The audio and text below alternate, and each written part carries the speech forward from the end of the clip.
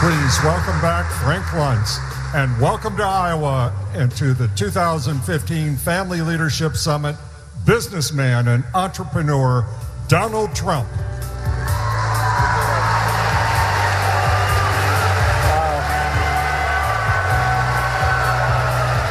You'll be over in the chair. Thank you. Thank you. Beautiful. Look at that. Do you want me to ask? Come on over. Right there. Hello. That was a very good reception.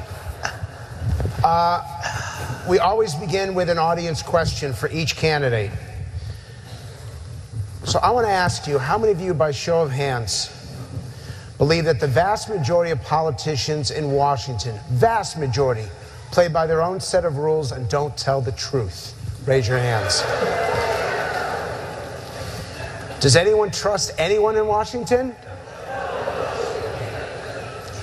Second question, this is appropriate to you.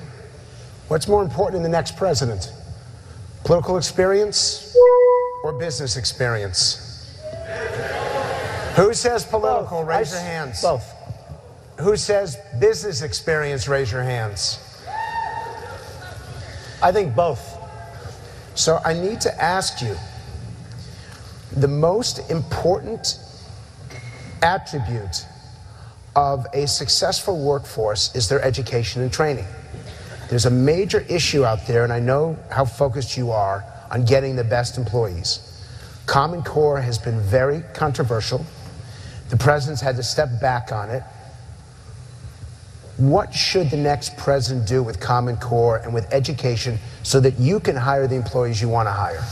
Great question. Common Core has to be ended. It's a disaster. It's a way of...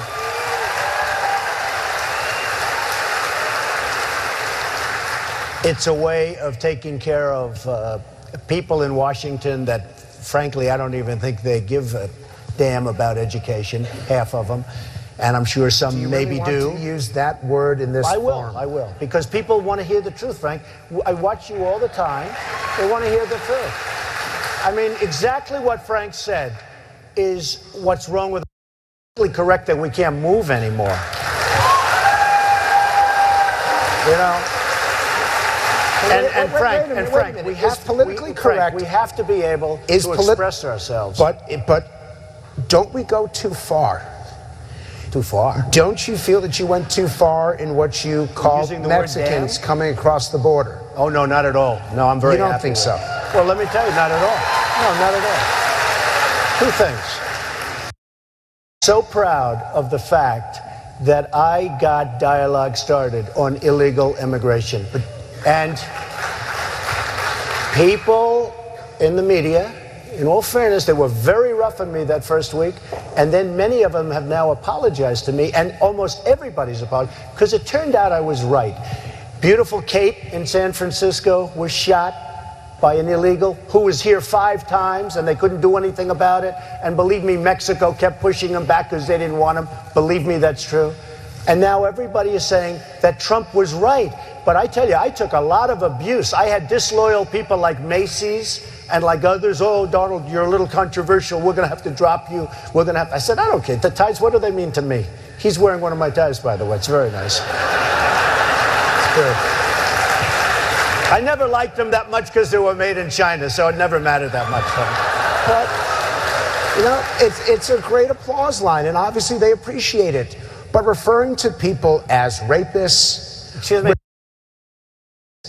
Referring to John McCain, a war hero, 5.5 years as a POW, and you call him a dummy. Is that appropriate in running for president? Okay, you got to let me speak, though, Frank, because you interrupt all the time, okay? So, no, I know him too well. That's the problem. Let's take John McCain. I'm in Phoenix. We have a meeting that is going to have 500 people at the Biltmore Hotel. We get a call from the hotel. It's turmoil. Thousands and thousands of people are showing up. 3-4 days before, they're pitching tents on the hotel grass. The hotel says, we can't handle it. It's going to destroy the hotel. We move it to the convention center. We have 15,000 people. The biggest one ever, bigger than Bernie Sanders, bigger than 15,000 people showed up to hear me speak, bigger than anybody, and everybody knows it. A beautiful day with incredible people that were wonderful, great Americans, I will tell you. John McCain goes, oh boy, Trump makes my life difficult. He had 15,000 crazies show up, crazies. He called them all crazy. I said, they weren't crazy. They were great Americans. These people, if you would have seen these people, I know what crazy is. I know all about crazies. These weren't crazy. So he insulted me, and he insulted everybody in that room. And I said, somebody should run against John McCain, who has been, you know, in my opinion, not so hot. And I supported him. I supported him for president. I raised $1 million for him. It's a lot of money. I supported him. He lost. He let us down. But, you know, he lost. So I never liked him as much after that, because I don't like losers. But Frank, let me get to it. He hit me. He's not a war hero. He's a war hero. He's a war hero. 5.5 years. He's a war hero because he was captured. I like people that weren't captured, okay? I hate to tell you. Do you agree with that? He's a war hero because he was captured, okay? You can have, and I believe perhaps he's a war hero, but right now he said some very bad things about a lot of people.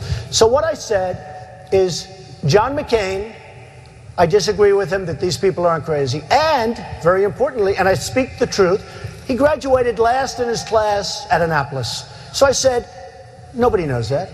I said he graduated last or second to last. He graduated last in his class at Annapolis. And he was upset. I said, why, for telling the truth? See, you're not supposed to say that somebody graduated last or second to last in their class, because you're supposed to be, like Frank says, very nice. Folks, I want to make America great again. We want to get down to brass tacks. We don't want to listen to his stuff with being politically correct and everything has to. We have a lot of work to do. Frank, the other day Hillary Clinton got up and she said, I didn't like Mr. Trump's tone. We have people, Christians, having their heads cut off in the Middle East. We have people dying all over the border, where I was right, 100% right. We have all of this, like medieval times, and she said, I didn't like his tone. And you know who else said that? Jeb Bush. I didn't like his tone. What does it have to do with tone? We want results. This group wants results. We don't want tone.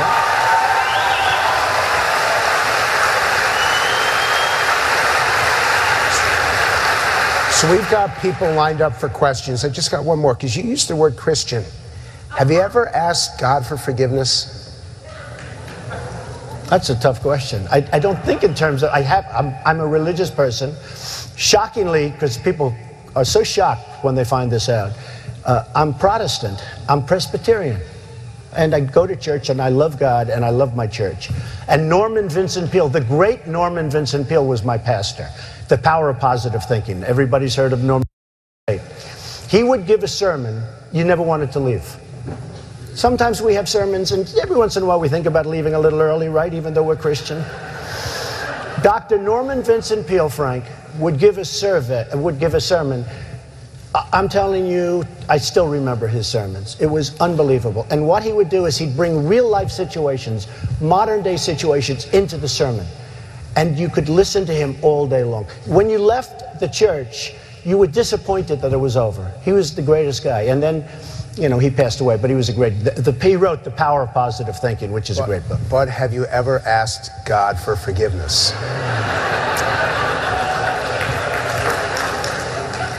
I'm not sure I have. I just go and try and do a better job from there. I don't think so.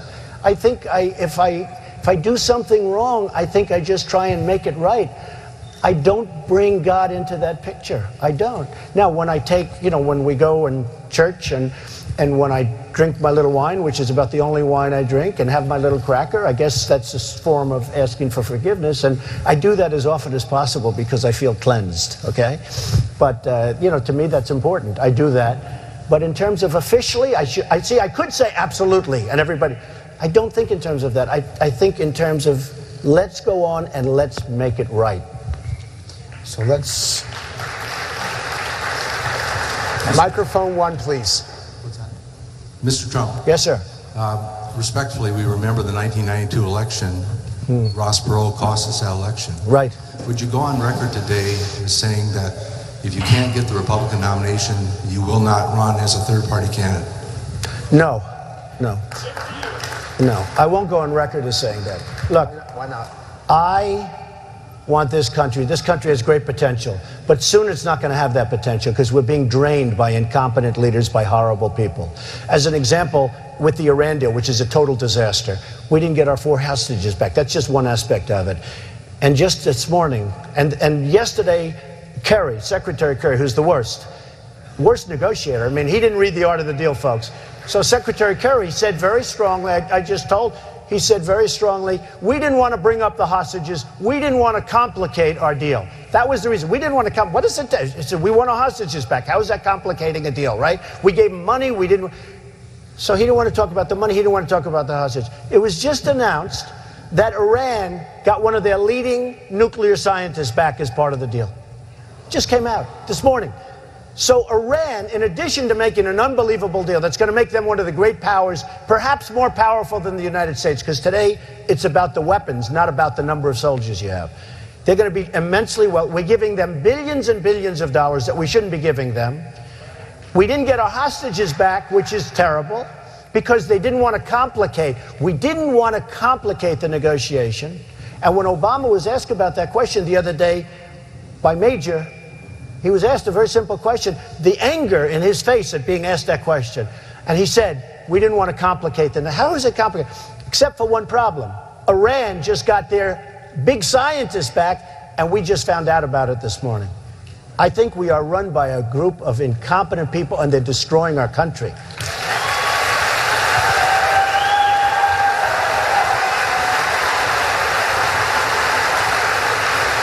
And Frank, could I say one other thing? And just one other thing. Nobody deals with politicians more than I did. I've contributed to everybody. They did whatever I said. Everybody.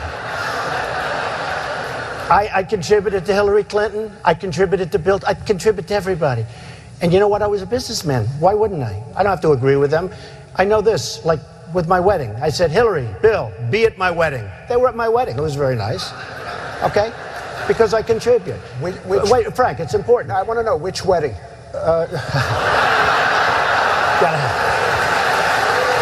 My last wedding, the last one. But you have to do, as a businessman, you have other things, and you have other things to do.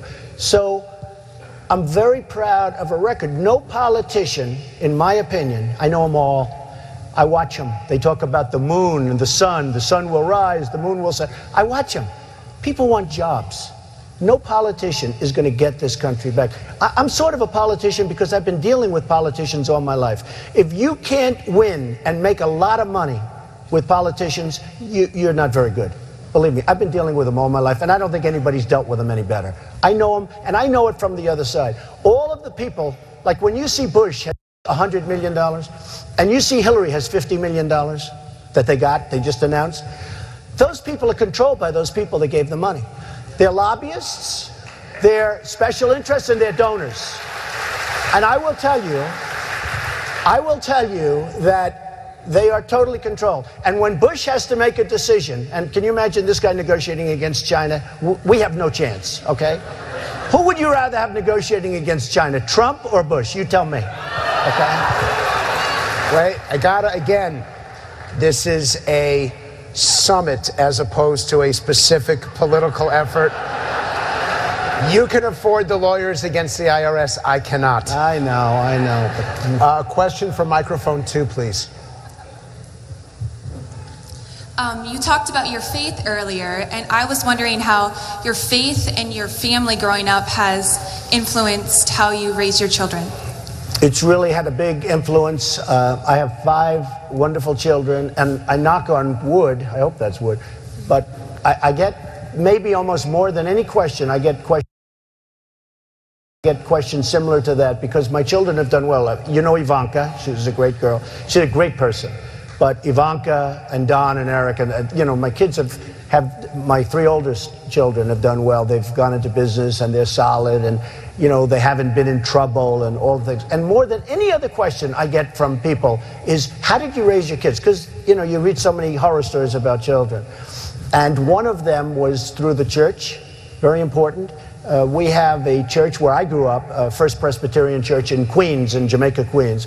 And that was where I grew up, and that's where I did, went to church. I'd go to Sunday school, I'd go to Bible class, I did all the things that a lot of the folks in this room did. But it was a very important element. Church was a very important element as far as growing the kids. And the other important element was I would, from the time they're 2 years old, say, no drugs, no alcohol, I used to drive them crazy. No drugs, no alcohol, no cigarettes. I'd say, no drugs, no... And Ivanka, I remember her looking at me once, Frank, said, Daddy, you're driving me crazy. Don't. The kid was like 4 years old. She didn't even know what drugs are.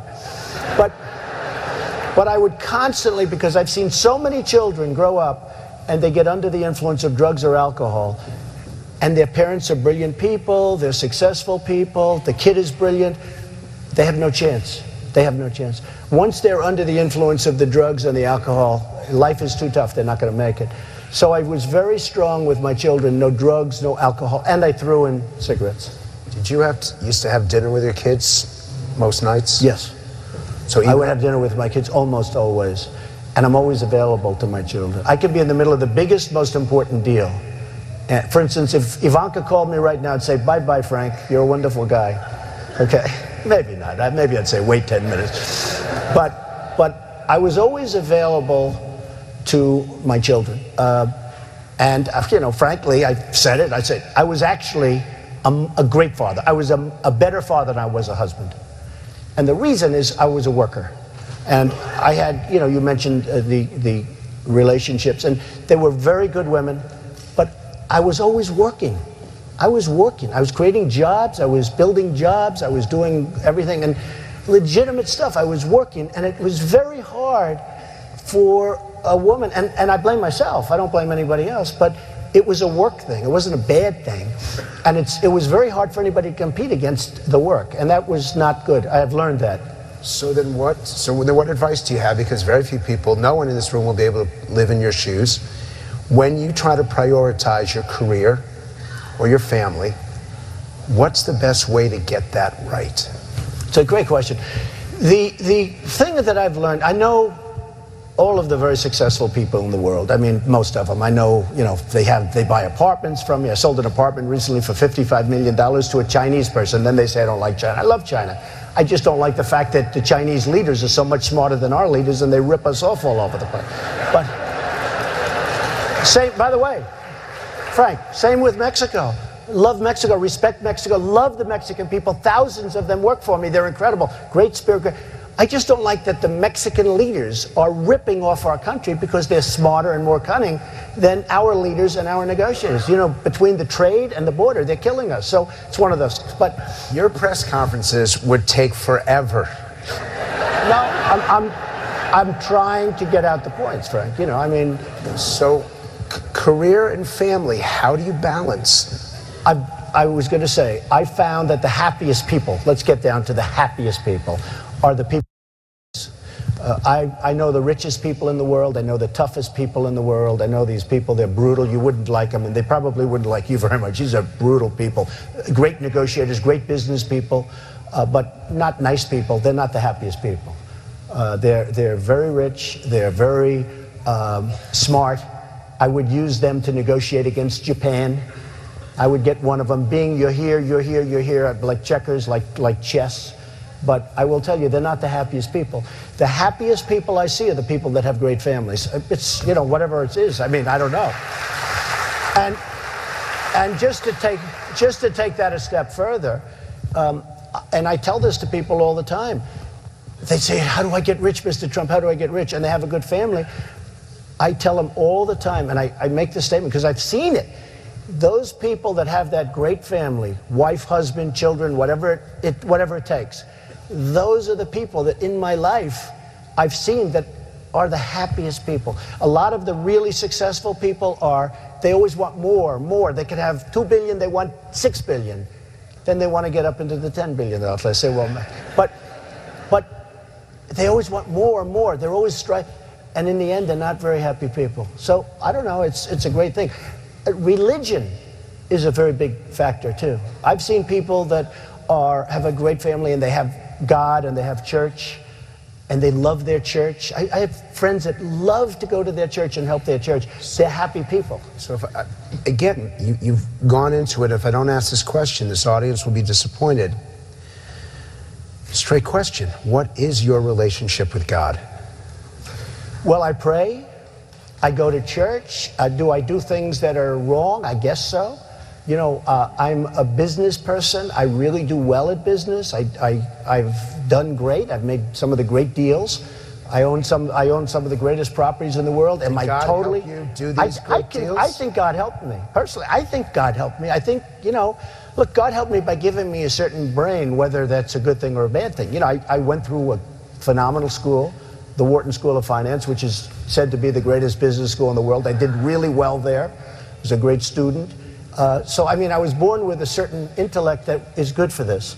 And essentially, Frank, look, when you boil it down, we need a president that's going to be able to make deals, great deals, because we're getting killed. We're losing. Our gross national product went down. Our GDP, if you look at it, gross domestic, went down in the first quarter. It became negative. When China goes up 7 or 8%, I saw the other day China's went up 7%. It was like, in China, they're going crazy. How could it only go up? We had a negative, think of it, we had a negative number. It's unheard of. GDP goes down fairly substantially, and I think it's going to continue to go down. That means we're getting smaller, and yet we have more people, many of which pour across the border, by the way, but we have more people. We need somebody that can take our jobs back from China, Frank. We need somebody that can take our jobs back from Mexico. We need somebody that can take our jobs back, Frank, because we're going to hell. Our country's going to hell. And Frank doesn't like the word hell, but we're going to hell, and we need somebody that's going to be able to bring our jobs back. So I know part of this responsibility is to be able to understand who these people are, not just about policy. And I want to give you a chance to close with the issues that you want to do, but could you? Leaders are required to set priorities. Is our economic health or our moral health more important for the next president to prioritize? You can do both, Frank. It doesn't have to be one without the other. It doesn't have to be one without the other. Look, if I'm elected president, I know everybody. They can't create jobs like me. Nobody's going to be close. They can't negotiate with China like I can negotiate and take everything. And by the way, and every single other country in the world, we don't make good deals anymore. If I can make the country strong financially, it's a lot easier for the country morally. I mean, our country, you look at what's going on. We're in serious trouble. Our military is, we've sent weapons over to our so-called allies, and one shot's fired, and we lose 2,300 Humvees armor-plated. I mean, we don't know what we're doing. We truly don't know what we're doing. If I can make our country, I would focus on the military. I'll tell you what I'd focus on, the vets. I love the vets. The vets are treated like fourth-class citizens in this country. And that's part of the morality. These guys went out, these people went out, and they fought for us, and they're great people, the best people, and they're treated so badly. I've been with vets where they say they go to a doctor's office in one of the places, and they'll wait 4 to 5 days before in a reception area, before they even can see a doctor. That's morality too, and that's really bad morality. I think your question is very good, but I think they have to go hand in hand, because our country is a debtor nation. We're in serious trouble, and we've got to make us, I know it sounds a little bit rough, we've got to make our country rich again. We have to make our country great again. We can't let other parts of the world steal our country, steal our jobs, steal our manufacturing.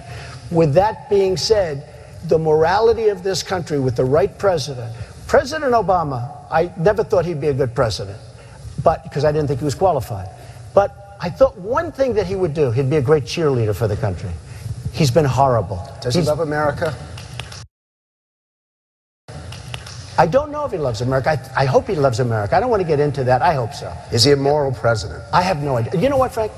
You're asking me questions. Ask his wife, okay? I don't want to answer. But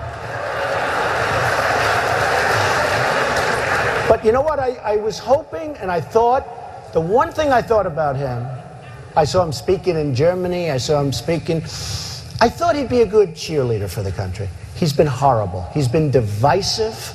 He's been horrible. He hasn't even called Kate Steinle's family, who got killed in San. He hasn't called. Now, he calls other people, but he hasn't called the family of Kate Steinle. Why wouldn't he call her?